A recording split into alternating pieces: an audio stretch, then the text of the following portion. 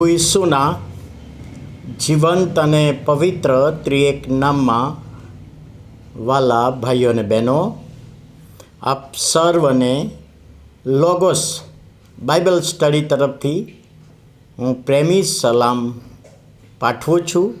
અને આજે 2025ના વર્ષનો 134મો દિવસ એટલે કે 14મી મે 2025 અને બુધવારનો નવો દિવસ આપણા જીવનોમાં પ્રભુએ બતાવ્યો. માટે પ્રભુનો ખૂબ આભાર માનતા પ્રભુના નામને ધન્યવાદ આપીએ છીએ. નવું સરનામું. ઘણા બધા વ્યક્તિઓ પોતાનું ઘર જે નાનું હોય એ વેચીને મોટું ઘર લેતા હોય છે.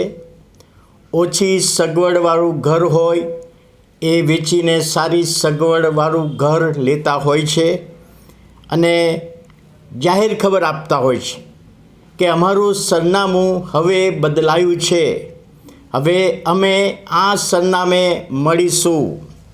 અથવા કોઈક વ્યક્તિ જૂના ઘર આગળ બોર્ડ મૂકી દે છે કે અમારું ઘર, નવું ઘર આ સરનામું છે.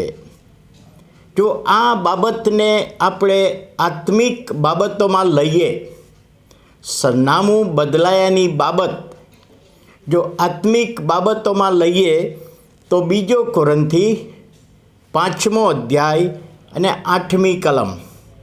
2 કોરિન્થી 5મો અધ્યાય 8મી કલમમાં પાઉલ પ્રેરિત લખે છે કે માટે અમે હિંમતવાન છીએ, શરીરથી વિયોગી થવું, પરંતુ પ્રભુની સાથે વાસો કરવો અમને વધારે પસંદ છે. પૃથ્વી પરના જીવન દરમિયાન પૃથ્વી પર આપણે રહીએ છીએ, પરંતુ જ્યારે પૃથ્વી પરની હદ આપણી પૂરી થાય ત્યારે પ્રભુ વિશ્વાસ કરનાર વ્યક્તિને પોતાની પાસે બોલાવે છે અને હવે એની જગ્યા બદલાઈ ગઈ. અત્યાર સુધી પૃથ્વી પરનું સરનામું હતું, પણ હવે પ્રભુ ઈસુની પાસેનું સરનામું, અને એ વધારે અમને ગમે છે એવું પાઉલ કહે છે.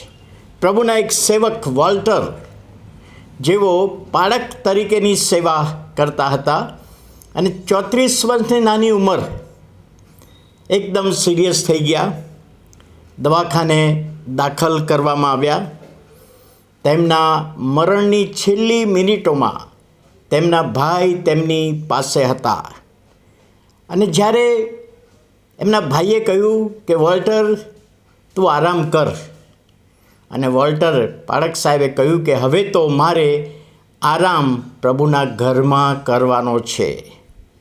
અને થોડા સમયમાં એ વોલ્ટર, પ્રભુના સેવક, મરણ પામ્યા. એમની દફન ક્રિયાના સમયે એમના ભાઈએ જે સાક્ષી આપી કે મારા ભાઈના ચહેરા ઉપર આનંદ હતો, ગીત ગાવા પ્રયત્ન કરતા હતા અને કહેતા હતા કે હવે પૃથ્વી પરનું ઘર હું ખાલી કરીને સ્વર્ગમાં પ્રભુની પાસે મારા માટે બનાવેલા ઘરમાં જઈ રહ્યો છું. મારું સરનામું હવે બદલાઈ ગયું છે. સરનામું બદલાઈ ગયું. ખ્રિસ્તી વ્યક્તિ, વિશ્વાસી વ્યક્તિનું સરનામું બદલાય છે. ડૉક્ટર બિલી ગ્રેહામ સાહેબ, કોઈ વ્યક્તિએ એમને પ્રશ્ન કર્યો કે સાહેબ, તમે તો હંમેશા આનંદિત જ હોવ છો, કોઈ પ્રશ્ન, કોઈ સમસ્યા, કોઈ ટેન્શન એવું તમારા મુખ પર જોવા મળતું નથી, એનું કારણ શું? અને એ વખતે ડૉક્ટર બિલી ગ્રેહામે કહ્યું કે મારા મરણ પછી મારું સરનામું બદલાવાનું છે. અત્યારે પૃથ્વી પર હું જીવું છું ત્યારે નેશવેલે મારા ઘરનું સરનામું છે, પરંતુ જ્યારે હું મરણ પામીશ ત્યારે મારા ઘરનું સરનામું બદલાઈ જશે અને માટે હું આનંદિત રહું છું. અને વાલા ભાઈઓ અને બહેનો, પ્રભુનું વચન આજે તમને ને મને એ જ કહ્યું છે. પૃથ્વી પરના સમયકાળ દરમિયાન તકલીફો આવે, ગેરસમજો આવે, મુશ્કેલીઓ આવે, પ્રશ્નો આવે, સતાવણી આવે, પરંતુ આપણે એક બાબત આશા રાખીએ છીએ અને એક બાબત માનીએ છીએ કે એક દિવસે અમારું સરનામું બદલાવાનું છે, કારણ કે પ્રભુ ઈસુ ખ્રિસ્ત પર આપણે વિશ્વાસ કર્યો છે અને વિશ્વાસ કર્યો છે માટે આપણું સરનામું બદલાવાનું છે.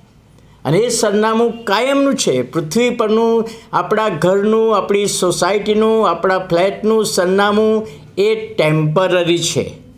પણ જ્યારે મરણ પામીશું, પ્રભુ આપણને એની સાથે લઈ જશે, ત્યારે આપણું સરનામું પરમેનન્ટ બની જશે. અને એ બાબત સમજવામાં પ્રભુ તેના આત્માની દોરવણી આપે, સહાય પૂરી પાડે. પ્રાર્થના કરીએ.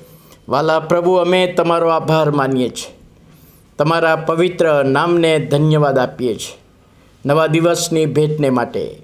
પ્રભુ, તમારા બંને સેવકોની સાક્ષી અમે સાંભળી કે સરનામું બદલાવાનું છે.